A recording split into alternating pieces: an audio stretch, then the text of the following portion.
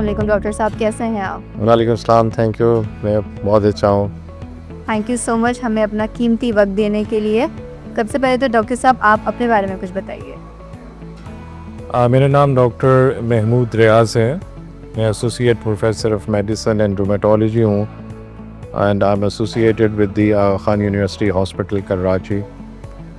I am leading the rheumatology team over there. Okay, that's wonderful. अच्छा doctor साहब, मेरा सवाल आपसे ये है कि रूमेटॉइड आर्थराइटिस और ऑस्टियोआर्थराइटिस को अक्सर लोग कंफ्यूज कर देते हैं। From the conversations I had with the consultants, even कुछ डॉक्टर्स भी हैं जो इसको प्रॉपरली डायग्नोस नहीं कर पाते। तो ऐसे क्या अलामात हैं जिससे हमें कंफर्म पता चलता है कि it is not osteoarthritis but is actually rheumatoid arthritis? बहुत अच्छा सवाल है। आम लोगों की समझ के लिए बताना चाहूँगा कि रूमेटॉइड आर्थराइटिस एक इन्फ्लेमेशन या सोजिश करके आने वाली जोड़ों की बीमारी है, जबकि ऑस्टियोआर्थराइटिस एक वेयर एंड टियर प्रोसेस के ज़रिए आने वाली चेंज है हमारे उन जॉइंट्स में जो वेट बेयरिंग जॉइंट्स हैं। क्योंकि rheumatoid arthritis generally small joints of the hands and feet को इफ़ेक्ट करती है, यानी हमारे हाथों और पाँव में सबसे ज़्यादा कॉमन पाई जाती है, और ये बहुत कम देखा गया है कि ये स्टार्ट नी जॉइंट से हो। तो एट टाइम्स जब ये नी जॉइंट से स्टार्ट हो तो और रिलेटिवली ओल्डर एज में ये सामने आए तो पहली डायग्नोसिस में ये कन्फ्यूजन क्रिएट हो सकता है कि ये ऑस्टियोआर्थराइटिस है या rheumatoid arthritis. Rheumatoid arthritis generally is considered to be a disease of young women, and osteoarthritis is considered to be a disease of an relatively older women and men.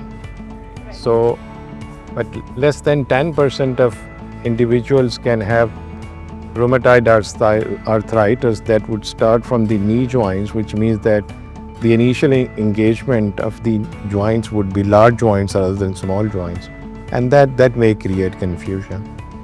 But जो सबसे basic concept है इसमें जो समझने का कि process of disease process is inflammation और सोजिश in rheumatoid arthritis and mechanical stress which is a wear and tear process over years over the weight bearing joints like large knee joints, but definitely it would also involve the other large joints afterwards like the shoulder joints and the hip joint.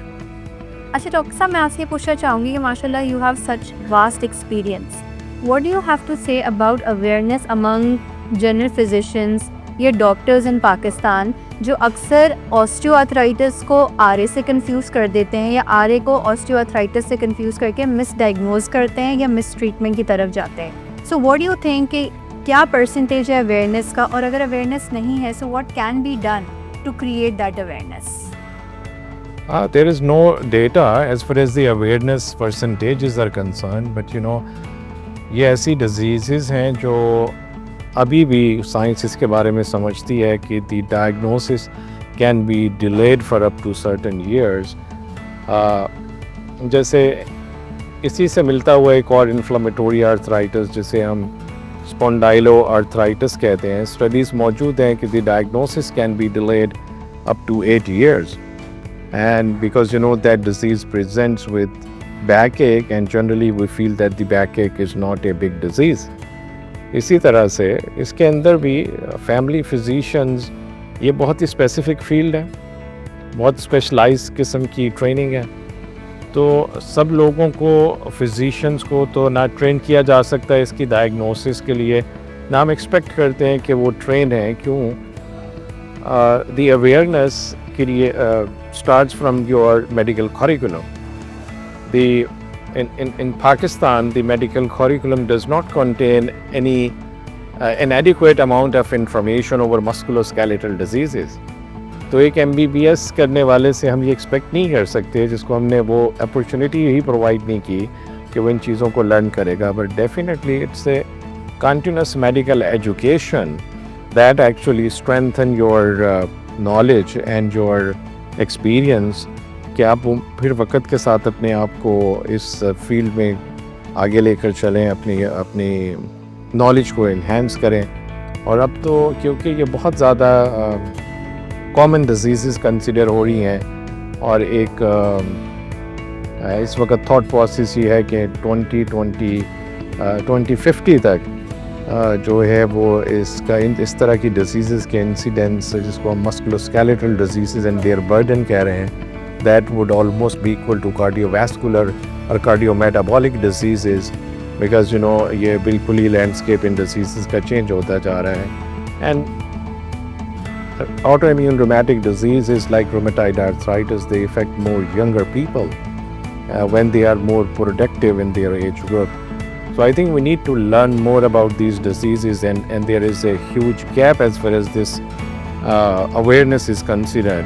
We need to educate the public, but also to our colleagues who are not specialists, but they are providing medical services at large in our healthcare system.